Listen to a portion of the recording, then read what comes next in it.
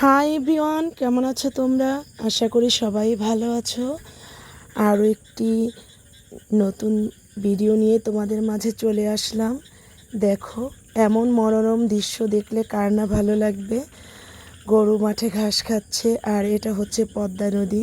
তো আমি যেহেতু অ্যাকচুয়ালি মুন্সিগঞ্জের মেয়ে, তো মুন্সিগঞ্জের ভিডিও দিব না তা তো হয় না। আমাদের মুন্সিগঞ্জ দেখতে অনেক সুন্দর, আর মুন্সিগঞ্জের পদ্মা নদী দেখতে তো আরও ভালো লাগে। আর বিশেষ করে কি জানো, প্রতিটা মানুষের জীবন এই নদীর ঢেউগুলোর মতো।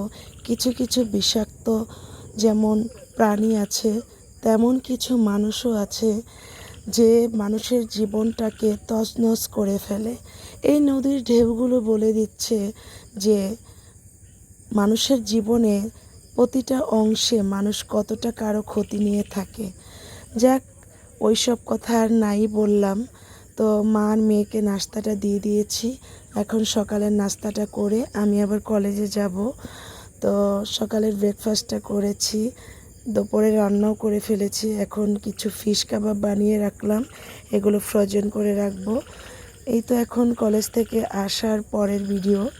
যেহেতু এসএসপি থাকে, তো বাচ্চাদের এসএসপি করা শেষে বাসায় এসে ফ্রেশ হয়ে নিলাম। এখন নামাজ পড়ে, এটা মাগরিবের নামাজের পরের ভিডিও। তো নামাজ পড়ে নিয়েছি, নামাজ পড়ে কেক আর বিস্কিট নিয়ে নিলাম। এখন চাটা এনজয় করব। বাট আমার বিকেলের নাস্তা হিসেবে এক কাপ কফি বা চা খেতেই হবে, এটা মাস্ট। তবে আজকে দুইবারই হচ্ছে দুধ চা খেয়ে ফেলা হয়েছে। যেহেতু আমি একটা হার্টের পেশেন্ট, এটা আমার জন্য ঠিক না।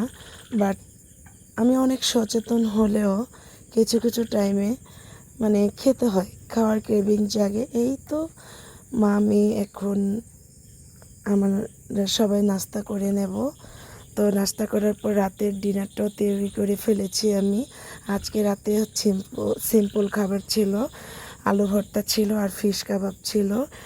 যেহেতু রাতে ভাত খাওয়া হয় না, মাঝে মধ্যে খাওয়া হয়, এই তো সিম্পল খাওয়া দিয়ে আজকে ভিডিওটা শেষ করে দিচ্ছি। তো ভালো থাকবে সবাই, আল্লাহ হাফেজ।